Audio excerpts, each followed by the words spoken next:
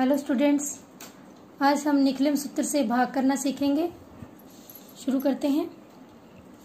सबसे पहले हमें इसके 3 खंड बनाने हैं।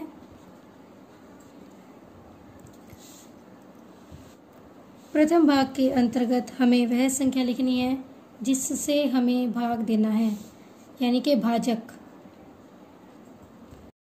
चूंकि भाजक का आधार 1000 है और उसमें 3 शून्य होते हैं, इसलिए संख्या में से 3 अंक 1, 2, 3 ये 3 संख्याएं इस भाग में आएगी। यहाँ अगर 2 अंक होते तो यहाँ 2 अंक आते। अब शेष बची संख्याओं को जो मध्य खंड है उसमें लिख देते हैं। उसके बाद इसका विचलन निकालना है और विचलन संख्या में से आधार को घटाएंगे तो जो कि माइनस के 102 आएंगे, परंतु निकलम सूत्र के अंतर्गत हमें विचलन प्लस में ही रखना है तो हम इसे 102 रखेंगे। एक बात हमें ध्यान रखनी है, निकलम सूत्र तब यूज होता है जब भाजक संख्या आधार के नज़दीक हो परंतु आधार से कम हो।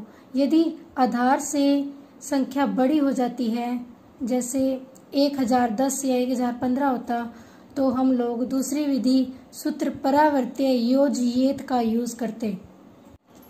अब जो प्रथम अंक है वो सेम यहाँ उतारना है नीचे।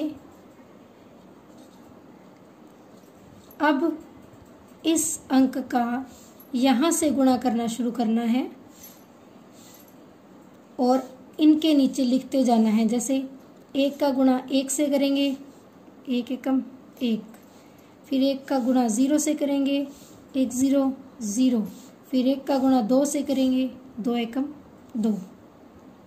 अब इनको जोड़ना है।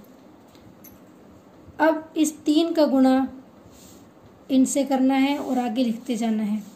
3 का गुणा 1 से किया, 3 एकम 3, 3 0 0 और 3 दूनी 6।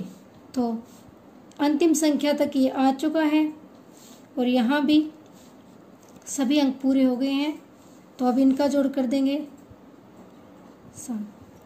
तो हमारे पास ये जो संख्या प्राप्त हुई है ये शेषफल है और ये जो मध्य खंड में या द्वितीय खंड में संख्या है वो भागफल है। निकलम सूत्र से ये अगला क्वेश्चन देखते हैं। 357 का 9 से भाग देना है। तो इन्हें तीनों खंडों में संख्या को लिख लिया है। प्रथम खंड में भाजक, द्वितीय खंड में जो बीच की संख्या है वो, अंतिम खंड में एक संख्या लिखी है क्योंकि भाजक केवल एक ही अंक की संख्या है। आधार इसका 10 है, विचलन 1 आया, 1 को यहाँ लिख लिया है।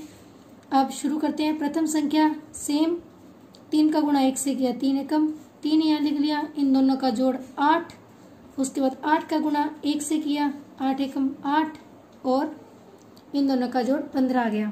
देखा जाए तो यहाँ पर प्रश्न खत्म हो जाना चाहिए, परंतु कभी भी शेषफल भाजक से ज़्यादा नहीं हो सकता। तो इसके लिए हम इस संख्या से 15 को, जो संख्या शेषफल आ रहा है, इसे दोबारा भाग देंगे। जब इसको 15 से भाग देंगे तो 9 एकम 9 पर जाएगा, 9 दूनी 18 तो 15 से ज़्यादा हो जाएगा। 9 एकम 9 पर जाएगा तो वो 1 इसमें जोड़ देंगे और 9 एकम 9 इसमें से घटा देंगे। तो हमारे पास 39 और यहाँ 6 प्राप्त होगा। तो हमारे पास अब जो उत्तर प्राप्त हुआ है, भागफल हमारे पास 39 है और शेषफल हमारे पास 6 है।